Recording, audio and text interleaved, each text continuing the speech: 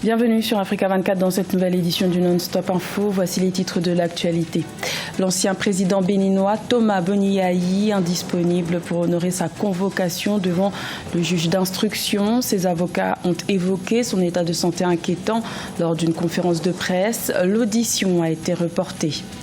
Publication du rapport de la mission de l'ONU au Mali sur les massacres survenus dans le village de Koulougampeul en janvier 2019, faisant au moins 39 civils tués. Les enquêteurs pointent du doigt les chasseurs traditionnels d'Ozo.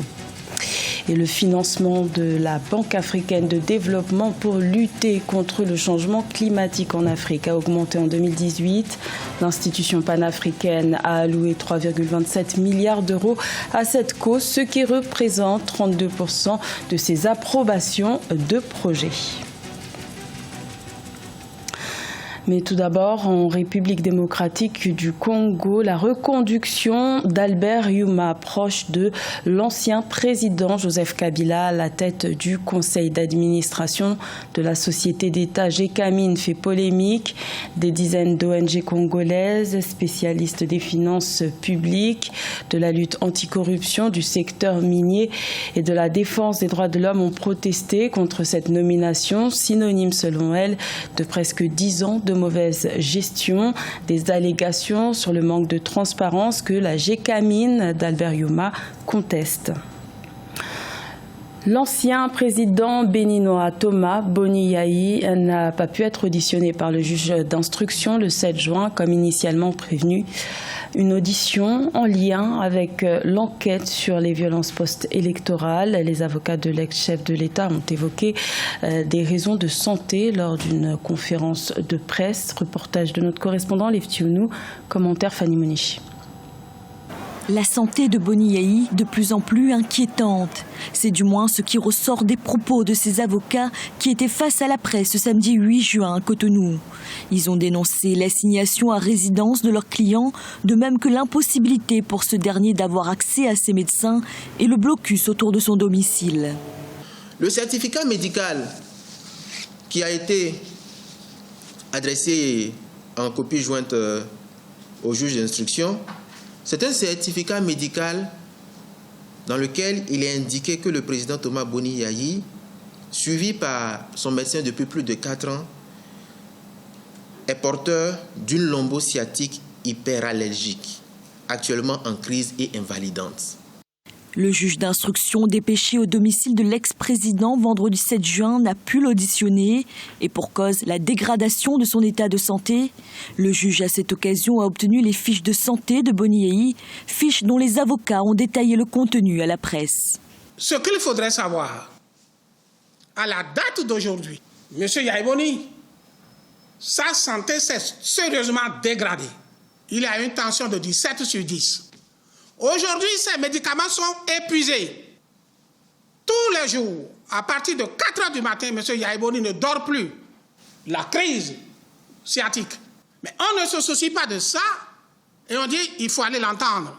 Rappelons que la situation sociopolitique au Bénin s'est sérieusement dégradée du fait des élections législatives non inclusives d'avril dernier et la crise post-électorale qui s'en est suivie.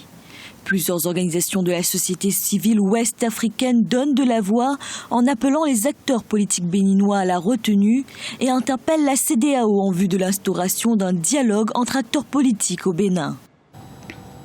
La mission de l'ONU au Mali a rendu public son rapport d'enquête sur l'attaque de Koulougampeul. Cette attaque a fait au moins 39 civils tués le 1er janvier 2019 dans le centre du Mali.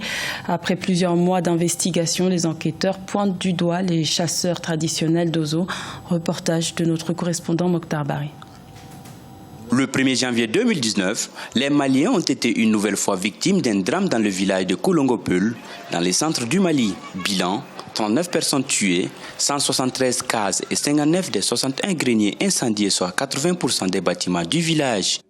La division droits de l'homme de la MINUSMA qui a mené des investigations pointe du doigt des chasseurs d'Ozo. Sur base des informations que nous avons collectées et corroborées par des sources d'ailleurs officielles, les auteurs des abus décrits dans ces rapports ont été identifiés en majorité comme des chasseurs traditionnels d'oiseaux. 12 personnes ont été interpellées, dont 4 placées en détention et 8 sous contrôle judiciaire avec pour chef d'accusation assassinat, association de malfaiteurs, coups et blessures volontaires et détention illégale d'armes et de munitions. Certains des crimes qui sont décrits dans ces rapports sont des crimes imprescriptibles. Et je pense que la justice fera son travail lorsqu'ils vont mener les enquêtes dans ces villages, d'identifier exactement qui sont ces personnes. Mais nous, on donne juste des indications. Pour élaborer son rapport, la commission d'enquête a interviewé 110 personnes. Le rapport note la similarité de ces massacres avec celui de Koumaga et Ogostagou, car ciblant une communauté et avec les mêmes assaillants, les chasseurs d'oiseaux. Des pains toxiques seraient en circulation sur le marché togolais, selon les associations des droits des consommateurs. L'alerte a été lancée le 14 mai. Ce pain serait fabriqué avec du bromate de potassium, un composé chimique qui serait cancérigène. Reportage de notre correspondante Emefa Kofi. Baisse de recettes chez les revendeuses de pain au Togo. Depuis l'alerte donnée par les associations des droits des consommateurs sur l'utilisation clandestine du bromate de potassium dans la fabrication du pain, les consommateurs se font de plus en plus rares, notamment dans la capitale. Je voudrais vendre toute ma marchandise de pain au prix de 10 000 francs, ce qui me permettra de rentrer en possession d'un bénéfice de 2 000 francs. Le syndicat national des boulangers viennois du Togo regroupe une cinquantaine de boulangeries. Cette mévente inquiète le Sinabo Vito qui se veut malgré tout rassurant. 80% des boulangers n'utilisent plus ce produit-là parce qu'ils se sont rendus compte qu'il y a un produit nocif qui peut nuire à leur propre santé et nuire aussi à la santé des consommateurs. Un arrêté interministériel portant interdiction du bromate de potassium, un produit testé cancérigène mais utilisé pour raffermir la pâte, se fait toujours attendre au niveau du gouvernement togolais. Un document essentiel pour une descente sur le terrain selon la Ligue des consommateurs du Togo. Et après, nous irons à des enquêtes inopinées avec des prélèvements où nous trouverons des réactifs pour tester si le produit est cancérigène ou bien si le produit contenait du bromate de potassium ou pas. Chez les commerçantes de pain, difficile voire impossible de faire la différence entre un pain avec et sans bromate de potassium. Ce produit a été interdit au Bénin en 2005 et dans de nombreux pays. Au Togo, sur une cinquantaine de boulangeries qui existent, seulement 15 sont reconnues par l'État togolais. Également dans l'actualité, en Algérie, 9 petites et moyennes entreprises et une grande société ont déposé des lettres d'intention pour rentrer en bourse. Un engouement créé par l'entrée en bourse de la première PME en décembre 2018. Notons que sur les quelques 3 millions de sociétés actives dans le pays, la bourse d'Alger ne compte que 6 entreprises après plus de 20 ans d'existence. La lutte contre le changement climatique en 2018 a concerné 32% des approbations de projets de la Banque africaine de développement.